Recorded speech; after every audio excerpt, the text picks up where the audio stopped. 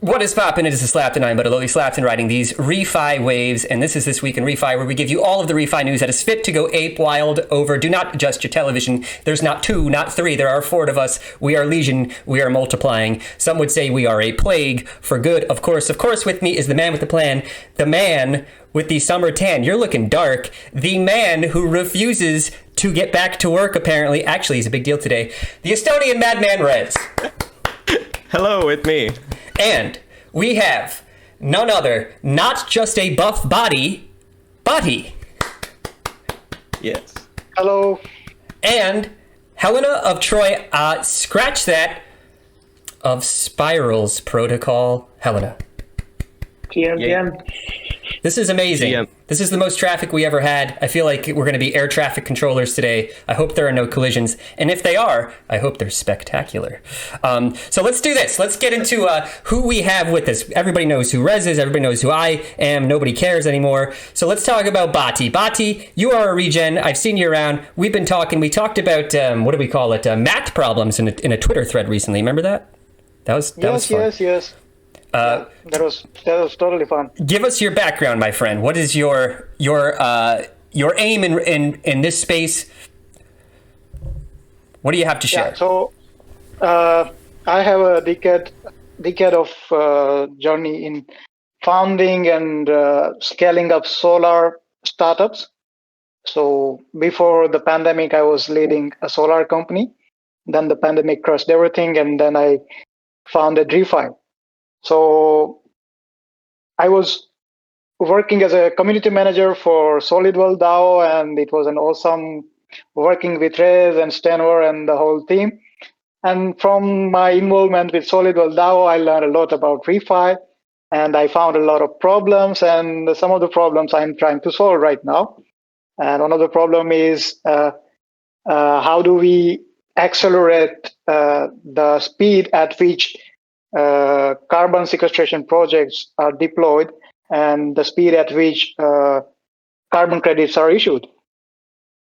Now, good. And what I really want to know is, what's the real Rez like behind the scenes when you're working with him? Because here he's a nice guy. Like a lot of people, like we just had a meeting, the four of us, right? And Rez is the name, get this done, get this, that. You know, is that what he was like working with him? Some of the brilliant ideas you can expect from anyone in the team, it would be Rez. Like something you could not even think of, it was from Rez. I mean, the genius behind like pushing the solid world in the right direction, I would say it's Rez. Rez, how much did you pay him to say this? Oh. I don't know. I feel like I need to airdrop Bati some carbon or something. All right, very cool. I'll drop it. Thank you for that intro. So you're involved in dMRV is your focus right now. It seems. Yes, like. dMRV. Okay. We will get into that. Measurement, reporting, and verification and validation. Perfect. So the processes currently happen with the tape measure of trees, and then figuring out the biomass in the trees, and from then figuring out what is the carbon sequestered during the growth of the trees, and then documenting all this process, and then validation of all this process, and the whole thing takes around 4 to 5 years at the very least. So it's a lot of manpower involved, a lot of capital involved in issuing carbon credits to any carbon sequestration projects. And with the kind of tools I think that we have, like satellite images and LiDAR-based technology, although there are questions around accuracy, but I think the tools, sensor-based instruments that we have at the moment with us can really help in fast-tracking all these processes and like helping the carbon projects in the long run. Thank you for that. And we can definitely talk more in depth about that. I think dMRV is going to be the lifeblood of what we're going to see in ReFi. It is essential, and there can't be enough of it. And I think there's a dearth of it right now. So good on you. And Helena, a lot going on with you. I know you're involved in a lot of projects, doing a lot of cool stuff. How would you, what is your focus right now in this space? Biggest focus is on spirals. So we're building a pretty lightweight protocol on top of Celo's layer 1 to redirect some of their block rewards directly into climate impact. And the intricacies of that we can kind of go down later, but it's kind of built from this idea that we need to build anything we're doing on top of regenerative infrastructure itself. Because if we're building on top of extractive infrastructure, nothing we build on top of that is going to succeed. It's going to kind of have the same flaws that we have in the current world. Very succinctly stated. And Rez, you have some experience with spirals, don't you?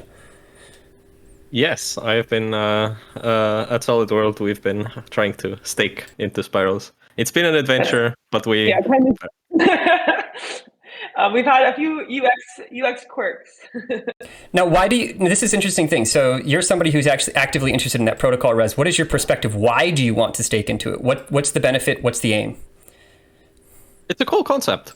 So essentially, what happens normally is that you might, for instance, hold some Celo, right?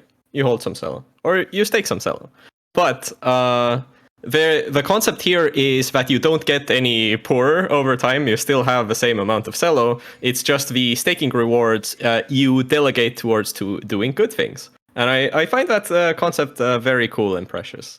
So I have nothing bad to say about that concept. I really like it. Sounds awesome. So Helena, is there anything that you could, I'm not, you don't have to leak alpha, or just even publicly that you're working on a milestone, something that we can expect from Spirals?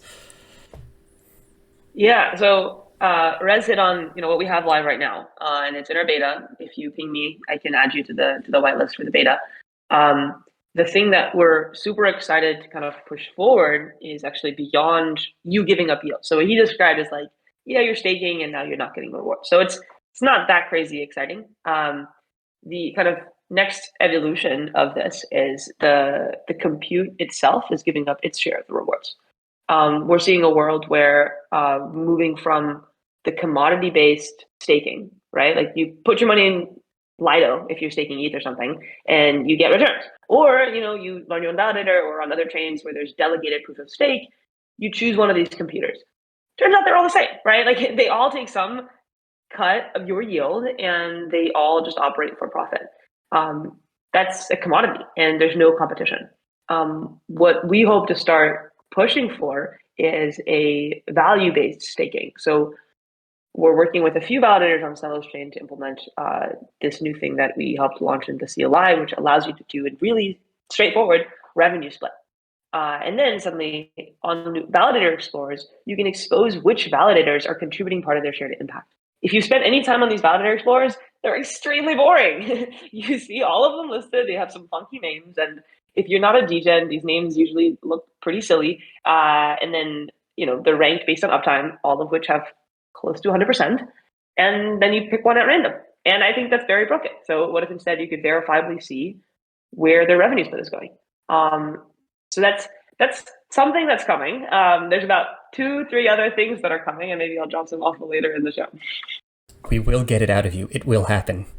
But no, that's cool. Yeah, because I've definitely been involved in these projects where you're delegating to, validators, and everything you said is it is the experience. You go into this boring page and you just doom scroll, click in each one, and you just read this jargon, and it's just a bunch of data, and it's just and they all tend to be very similar in what they're doing, because they have to be a level of competitiveness, in terms of their fees that they take. But imagine if you could figure out that maybe this one takes a 0.5% fee higher than the other one, but that 0.5% is going to go to this really cool thing that's going to be good for everybody. It's don't underestimate that some humans desire to do good in the world. So very cool. Passive public goods. Passive public goods are a very good thing. Hey, we were talking beforehand. We got another thing in common. I think we all have another thing in common, is that we're involved or have been involved in founder circles. Rez, have you joined a founder circle at Refi Dao yet? I haven't had the time. I'm sorry. Get off the call. Okay, but you are a founder. Yes. Okay, that's good. So we've all been involved in Refi Dao. We'll leave a link to everything we're talking about here. Refi Dao Founder Circle. I want to get the perspective of our distinguished guest. Bati, what Founder Circle are you involved with currently? leading a dMRV circle, and there are 8 members in my circle, and everybody is working with some unique project. And it's a cool thing to, find out about everybody's challenges and offer some assistance that could be valuable in their founder journey. Excellent. Yeah, very good. And Helena, which founder circle are you involved with currently? The Cello Circle. It's literally been so much fun. I think early on, Daryl he threw this thing at me and was like, how do we make this the most valuable hour of your week? And I was like, wow, okay, so this is not a call where we hop on and we like chit chat and catch up. Like this is gonna have a focus and an intention. And the people that have kind of joined our circle, everyone from like Phil from Flow Carbon to Adrian from Senken to like Dimitri from Starbucks, like we have like such like amazing and intense people on our call, and they're all joining, and we have this really fun format where each call 2 people pretty much are on the hot seat, and they like present something, whether it's like a presentation for feedback or some kind of product that they want like review on or anything. So that's the kind of format we've taken. But I think one thing to emphasize, like every circle is kind of doing their own thing, which means if you're a founder looking to join one, you can do some like circle hopping to figure out which is the right kind of fit for you. Yeah, and you guys touched on it. It's fun. It is productive. I've been involved in a few of them, and I think that the just the idea of being around people who are in similar situations and experiencing similar problems is comforting, and it gives you confidence. We are the vanguard. There aren't very many of us in the world, and to have a safe place to talk about these things with other people is good for your mental health, right? It's like sometimes it can feel isolating. Like I was mentioning to my buddy the other day, like I got to write this ReFi roundup. He's like, "What's ReFi?" And it's like, how do you explain that, right? It's like, well, it's regenerative finance, and literally. She said to me, like, I have no idea what you're talking about, and I don't think I want to know, But you go to these founding circles, and it's like you talk about dMRV like it's a casual thing. And if you do want to get involved, there is no elitism in these things, right? Everybody who wants to learn is welcome. Do not, you can ask questions. You can literally say, I don't know what the heck I'm talking about. And people will be like, sure, we'll be happy to tell you about these things. All we want to do is tell you about these things. So, yeah. I'm just 6 months into this whole ReFi, and look where I am. I'm learning from everybody, like Rez, Helena, you, and there are so many brilliant minds out there with whom you get to share different views and discuss different topics. I mean, it's amazing, totally amazing. Yeah, I'm less than a year. Helena, when did you get into ReFi? I think similar timeline to you, Bati. So it was before this, I was running a Web2 company. Sorry, didn't mean to throw that word out there. But then we ended up selling that company in January of this year. So after that, had full-time focus into diving deep into stuff. Very cool. Very, very cool. So if you are looking to get into ReFi in general, if you're looking for a job, we have a job board for you. Is that a good segue? Was that smooth, Rez? Did you like that? Yeah, it was pretty good. Thank you. I'll give you points for that. Thank you. Real quick, I have it on the screen right now. So Refi Jobs. This is a new domain name that has been launched with Refi Dao in partnership with Grant Trahant from Cause Artist. It's a platform series of impact projects. Take a look at this. They're high quality. They're curated. It is, I believe, free to join. If you are a job seeker, you have nothing to lose. Go out there. Join us in our mission to do good and well at the same time, something that is hard to do these days. All right, so we've got some things that we have to talk about. I want your opinions. I want everybody's opinions. Everybody here is very insightful. I want to talk about this Verra's approach to third-party crypto instruments and tokens. A missive that was put out, a public consultation period, has finally begun. Rez, I know you are chomping at the bit to say something about this. You've been waiting for a long time, Rez. It's finally here. How do you feel? I don't know whether I should be laughing or crying. The main feeling I just get from it is like every time Verra eventually does say something, like some timeline somewhere changes a bit. So the new thing that changed is, I believe they are saying that a framework is coming in December. It was previously supposed to come in October. So it just like everything is getting pushed into the future, pushed into the future, pushed into the future.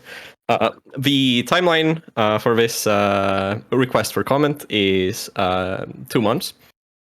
And it asks a bunch of questions. So I read through this a few times. I talked with people in the space, and now I'm just like confused, mostly confused. It's just confused. Let's put it that way. Rez is confused. Bati, can you unconfuse him? What are your thoughts on this consultation period? I think the consultation has been a lot of people in the entire voluntary carbon market were looking forward to getting this and waiting for this. I'm sure Rez was one of those people anxiously waiting for this to come out and show some light about the future of carbon credits on chain. And I think Verra pushed it back, as Rez said it, pushed it back. And even now, I'm not getting the good signals. So I'm not optimistic about this whole process. I think it's just happening for the sake of happening. So we have one confused and one not optimistic. Helena, where do you fall on this consultation process? Probably somewhere in between. Confused and not optimistic. Yeah, it's just, I'm not honestly surprised or shocked.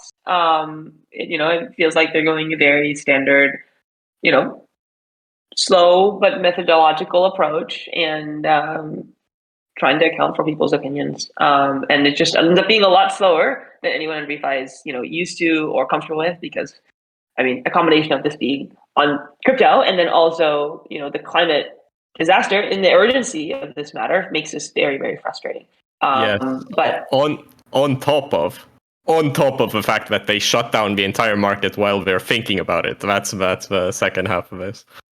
Yeah, so I think I would have done it differently, but I'll leave it at that, I guess. Well, so there's go ahead. It's Verra. It's Verra. There were three, but I really two, in my opinion, chief things that was mentioned in that missive that they set out. One was the initiative around KYCing, and the other one, I believe, was anti-money laundering, if my memory serves me correctly. So I want to stick to the KYC bit.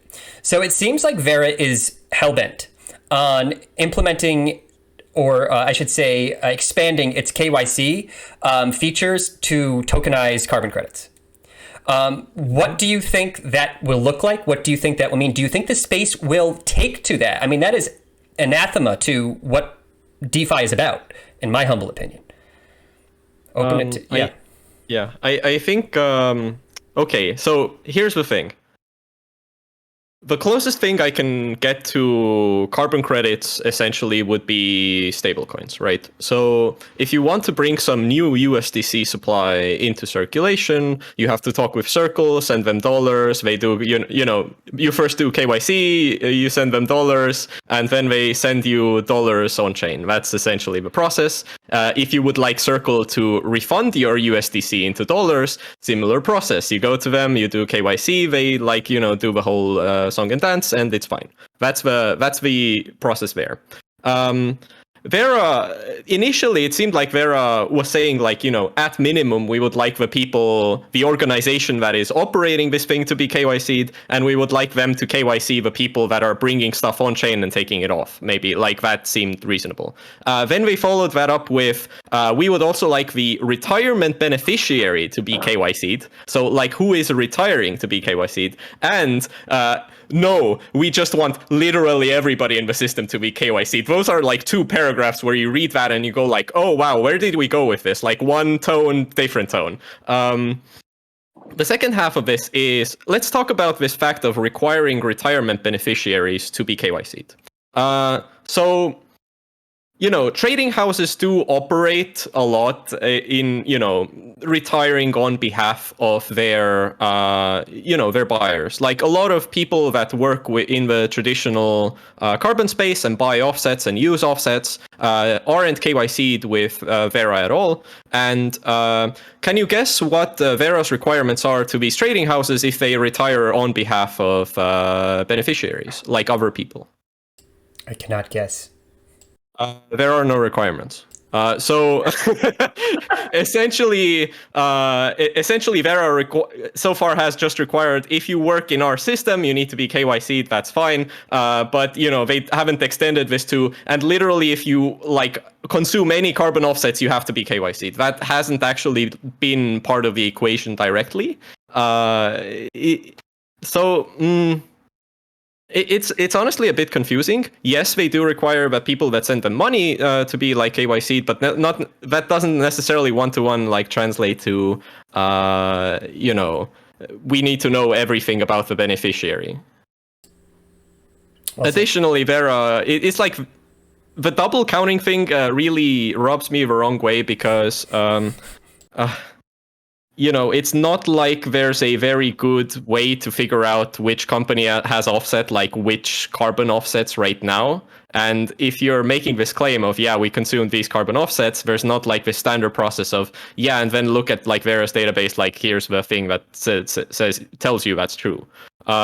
So the whole combination of this is the requirements feel like they are even greater, even more stringent than what the current market state already is. And this is packaged as somehow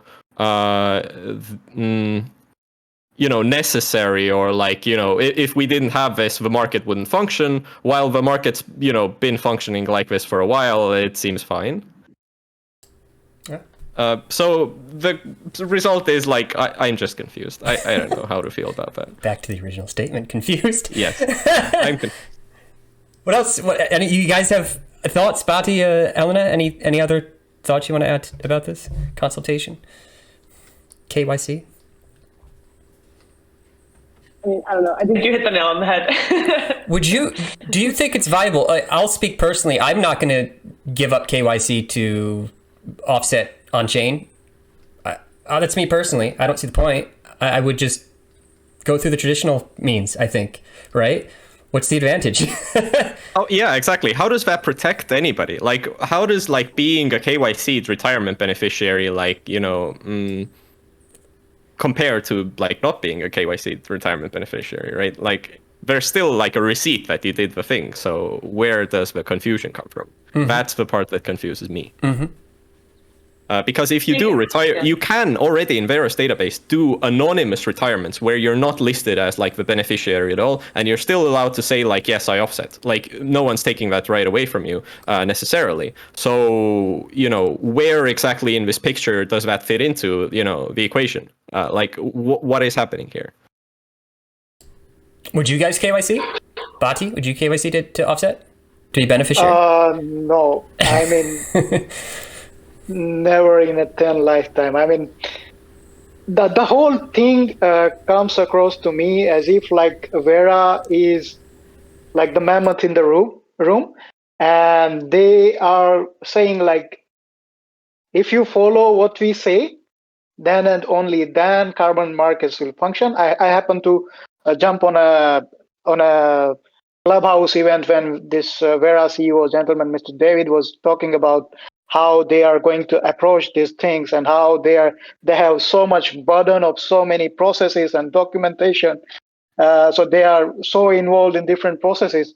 But to me, it seemed they are protecting certain vested interests, and they are not coming out open. If they come out openly about everything, if they why was the need of bringing carbon on chain, first of all, to ensure transparency, to ensure decentralization? But I don't think they are addressing any of those concerns through their approach. What about you, Helena? Are you KYCing for these offsets on chain? I feel like Verra is kind of shooting themselves in the foot if this is the approach they're going to go down. It's like, cool, even more reason to like disrupt them. And it kind of feels like, you know, they got worried, you know, someone's stealing our moat. Someone is like, everyone's moving this on chain. We don't have control. Let's like stop, and gain control. And then they probably talked to some lawyers. And the lawyers probably said a huge problem in crypto is KYC. So let's KYC the shit out of this.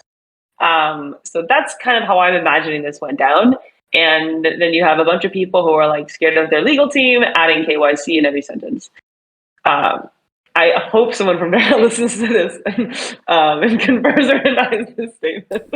This podcast has been like just a nexus of Verra like criticism for the last and I'm okay with it because it's an honest thing. Like, I don't think any of us have any ulterior motives other than I'd like Verra to be very good. Like, I don't hate them. That is my dream, personally. Like, I'd like to really work with them, and if it's, but you know, please meet us halfway. I don't know what to say. Like, you know, like it's been like this very kind of one-sided relationship, I feel, where, you know, we're trying to integrate and help and build, and then we're like, no, shut it down, don't need it. We're gonna do like a guidance thing, but then not do it, and then extend it, and then like put the timeline like 2 months down the road. Like, it constantly keeps going on and on and on and on, and it's like, I can't trust you anymore. I'm having like huge trust issues. This is like an abusive relationship. I don't know, like it doesn't feel good. I've heard that from many people, and there are hallmarks of it that you have a power imbalance, because there's a power imbalance is what's going on. Yeah, exactly. And you know, it's like, obviously we'd like to have a very good relationship. That's the point. Going back to what we were talking about earlier, I think dMRV is going to be a major reason that we can, if we have to work around them.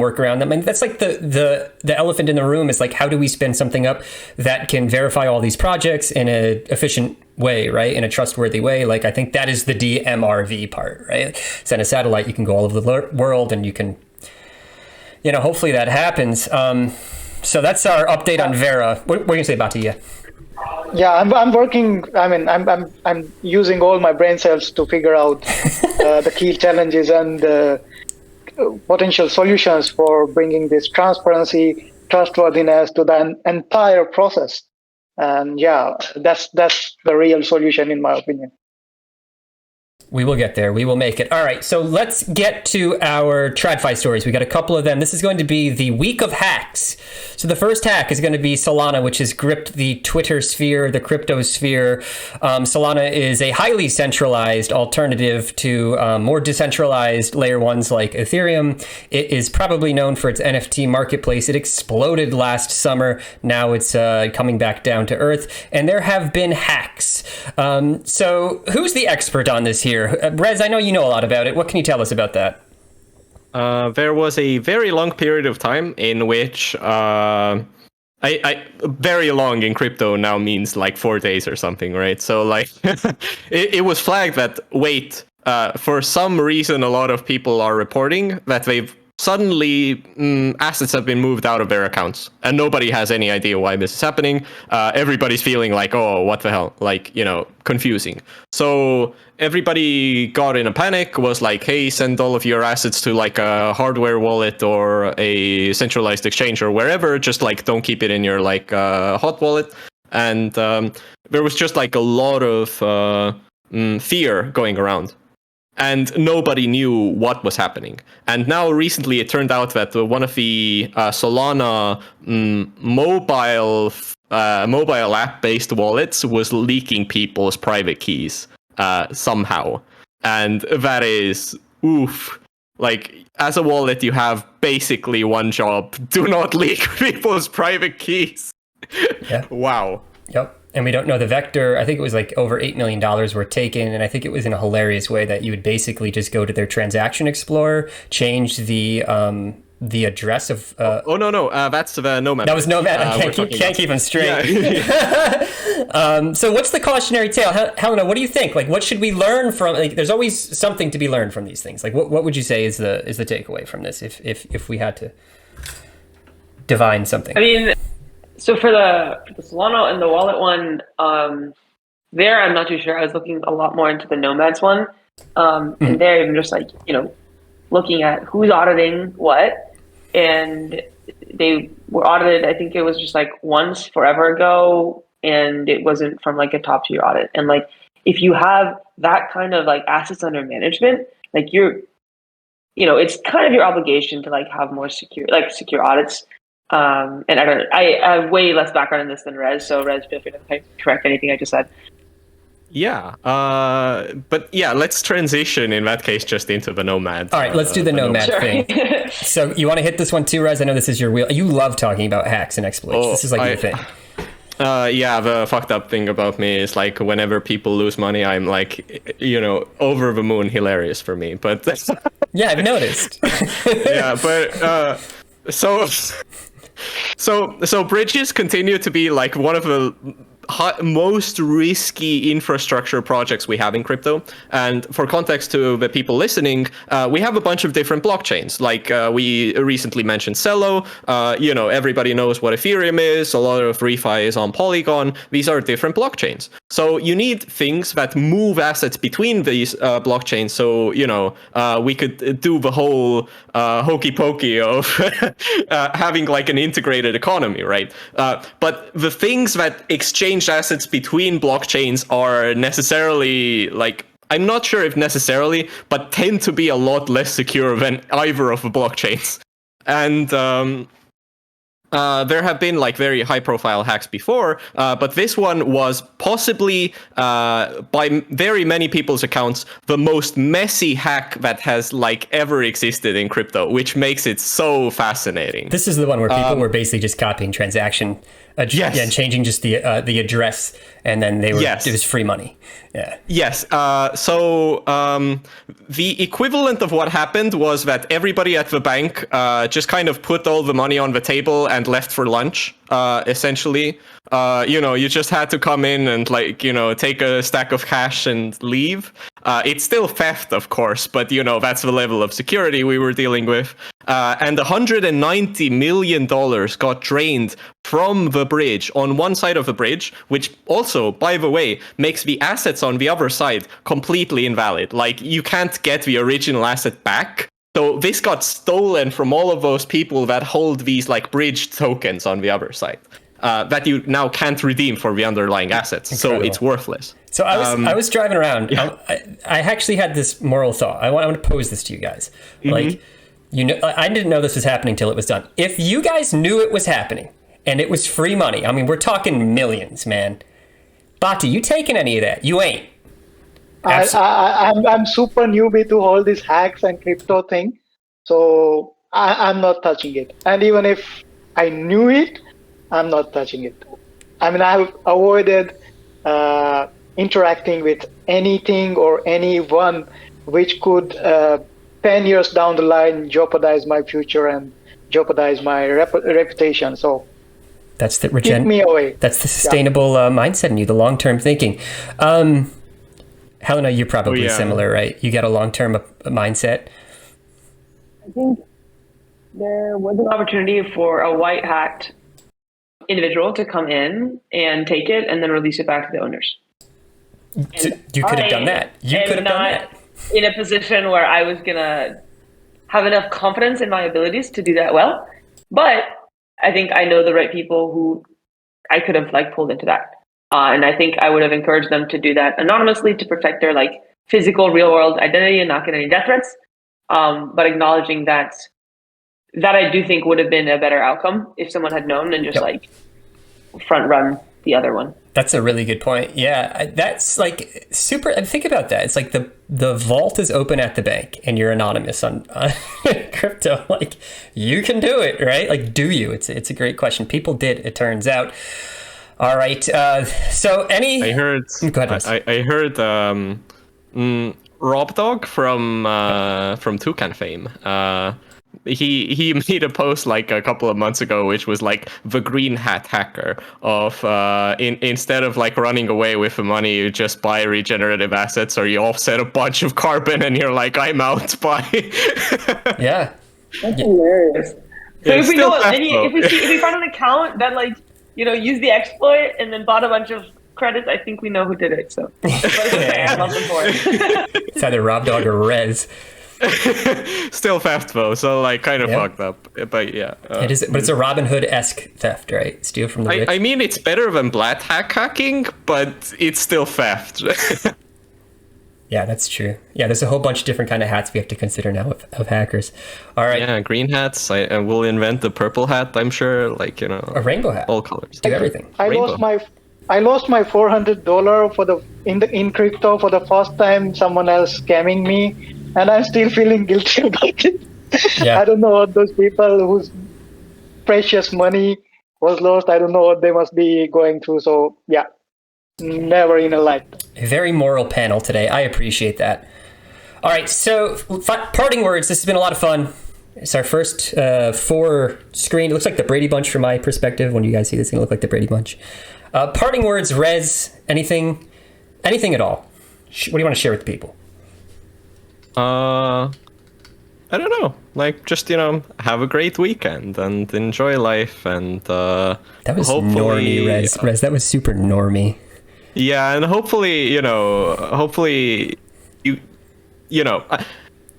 I was thinking about this week. So, climate anxiety is a very real and very persistent and very annoying thing to, I think, most people that work in ReFi. And it's just like, I hope everybody has found ways to cope with that are, healthy and productive. And I think like a lot of working in ReFi actually just is this like, at least I'm trying, type of feeling that you have inside. And yeah, I mean, like if you're watching this and you don't work in ReFi, go to refijobs.com and get yourself a ReFi job. There's the shill. All right, Bati, any parting words? Yeah, I mean, for Refi Jobs, just be part of this awesome communities, Refi communities on Discord, and just hang with people, learn things, and if you're looking for a job, there are a good chance that you will come across something during your interaction with these communities. Well said. Helena, final words. Some Ask people. No. I think just like remember to breathe. This is a long journey, and climate is still going to be a problem tomorrow. So take care of yourself, and join ReFi if you want, or contribute in the way that works for you. Well said. Yeah, I'll reiterate what everybody said. I wrote about it in the ReFi Roundup at the very end. Final thoughts is that you have to be aware of what you have control over and what you don't have control over. Accept your limitations and be humble about it, right? I think we all want a solution yesterday. I think that we all think fast, talk fast, act fast, but we have to accept that we are sometimes limited by TradFi actors or something's beyond our control. We will make it. But here's the other thing that you have to accept, or we won't. And either way, you still push, right? You still build, right? But at the end of the day, you got to give yourself a break. You're only one person. So, all right, Rez, what are you bench pressing these days? I haven't even gone to My the gym man. last week. All right, we'll catch you on the next ones. Remember to ape responsibly. Peace, dudes and dudettes.